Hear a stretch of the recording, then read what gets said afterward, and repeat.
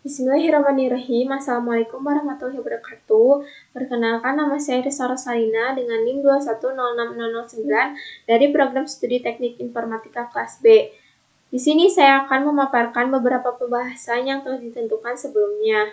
Lanjut ke yang pertama, mendefinisikan suatu bahasa dengan aturan produksi menggunakan tata bahasa reguler dan buatkan otomatanya dengan jenis DFA atau Deterministic Finite State Automata. Nah, untuk aturan produksi dari bahasa reguler sendiri, bahwa kita telah mengingat bahwa aturannya itu sebagai berikut. Yang pertama ada alfa lebih kecil dari beta, kedua alfa adalah simbol variabel dan harus memiliki satu variabel, lalu beta terdiri dari terminal, boleh memiliki variabel maksimal satu buah dan terletak di posisi paling kanan. Nah, artinya bisa memiliki simbol terminal dengan jumlah tidak dibatasi, tetapi bila terdapat simbol variabel, maka simbol variabel tersebut hanya berjumlah satu dan terletak paling kanan. Nah, lanjut ke Deterministic Finite State Automata.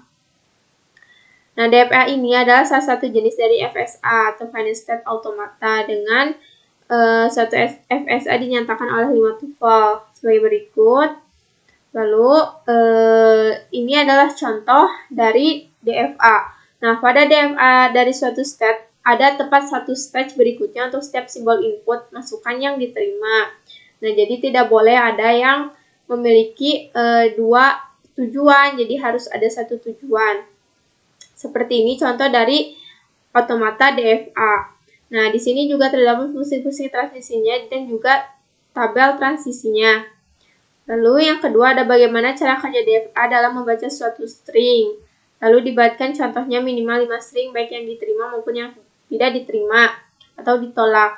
Nah, berikut ini saya mengambil otomata DFA dari pembahasan sebelumnya.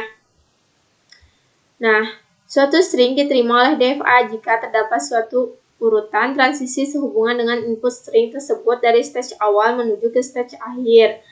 Nah, langkah-langkahnya sebagai berikut. Masukkan string yang akan dibaca oleh DFA. Lalu dibaca mulai dari karakter pertama string yang ditunjukkan oleh stage awal yaitu key 0. Jika key 0 menghasilkan B, maka key 0 akan berlanjut atau next ke key 1 dan lanjutkan ke langkah 3. Namun jika key 0 adalah A, maka akan kembali ke key 0 sampai menghasilkan B. Nah, untuk langkah ketiga ini, baca karakter berikutnya. Yang tadi, jika key 0 adalah B, maka lanjut ke key 1. Dan jika key 1 adalah B, maka akan berlanjut ke key 2 dan lanjut ke langkah keempat. Lalu jika key 1 adalah A, maka akan kembali ke key 1 dan key 1 ini akan terus kembali sampai menghasilkan B untuk lanjut ke key 2.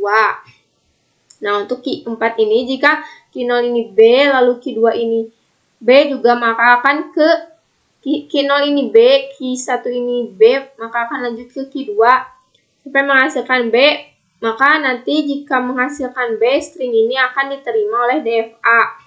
Nah, jika key 2 ini menghasilkan A, maka akan kembali ke key 1 sampai key 1 ini menghasilkan B. Namun, jika state akhirnya ada di key 1 dengan sigma A, maka string tidak diterima oleh DFA atau ditolak dan nanti selesai.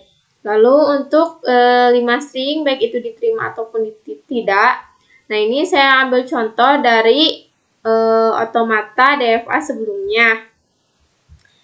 Nah, di sini ada beberapa string yang diterima maupun ditolak, seperti halnya A, B, B, AA ini ditolak dikarenakan stage akhirnya itu tidak di key 2, melainkan ada di key 1. Kita lihat ada A masuk, lalu ke B, B masuk ke B, lalu B kembali ke A, lalu A berhenti di key 1, maka ditolak. Lalu selanjutnya untuk string yang diterima oleh DFA yaitu BB, ABB. B masuk ke B, lanjut ke B, lanjut lagi ke B, dan stage akhirnya ada di key 2, maka string ini diterima oleh DFA.